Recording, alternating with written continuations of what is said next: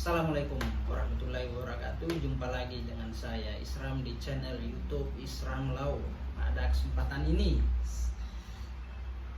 saya akan membahas sedikit tentang pinjol, orang yang gagal bayar atau nasabah debitur yang gagal bayar dapatkah dipidana. Baik sahabat, rekan semua, kegiatan utang piutang merupakan hal yang lumrah dalam kegiatan ekonomi.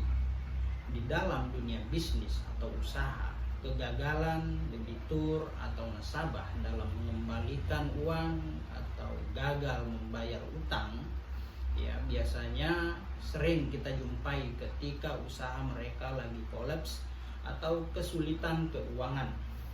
Biasanya orang yang telah melakukan kegiatan utang piutang itu dilakukan dengan perusahaan atau badan hukum, misalkan bank atau koperasi dan lain-lain. Dan ada juga yang melakukan secara perorangan atau secara pribadi.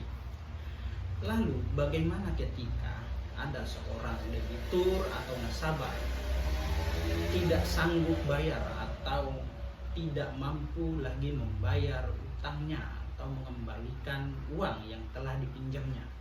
Lalu dapatkah nasabah itu atau debitur tersebut diproses hukum atau dipidana? Ya. Namun pada dasarnya tidak ada ketentuan yang melarang seseorang untuk melaporkan orang yang tidak mampu bayar utang ke kepolisian.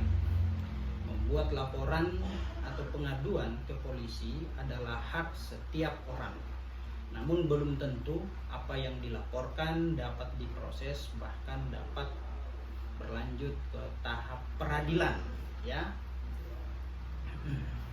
Akan tetapi pada pasal 19 ayat 2 Undang-Undang Nomor 39 Tahun 1999 tentang hak asasi manusia mengatur tentang sengketa utang piutang yang tidak boleh dipidana penjara. Bunyinya seperti ini: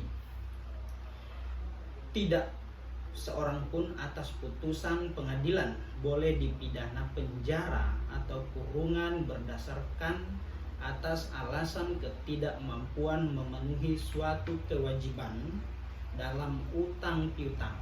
Nah, jika kita merujuk pada pasal 19 ayat 2 tadi, ya itu bahasa undang-undang ya.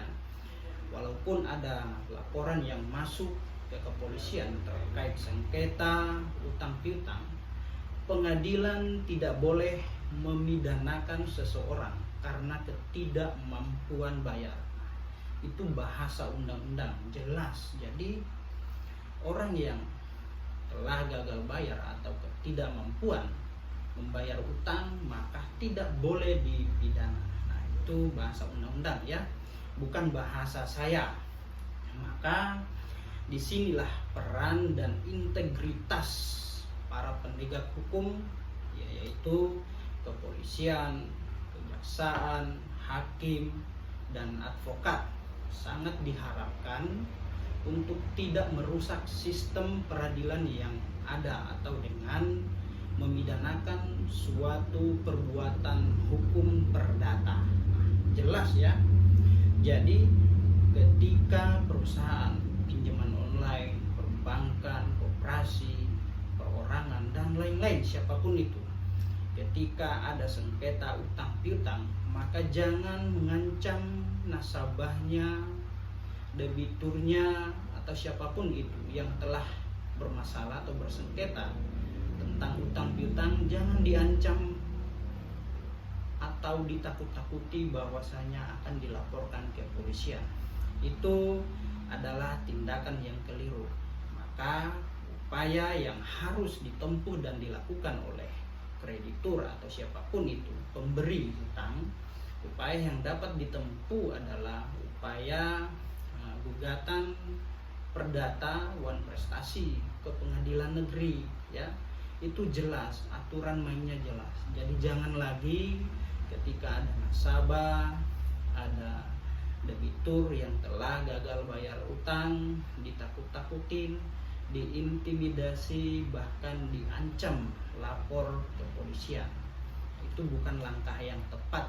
Jadi upaya langkah hukum yang harus ditempuh oleh kreditur atau siapapun itu ya ialah upaya gugatan perdata ke pengadilan negeri. Seperti itu ya. Semoga informasi yang saya sampaikan dapat bermanfaat untuk kita semua. Demikian, Assalamualaikum warahmatullahi wabarakatuh.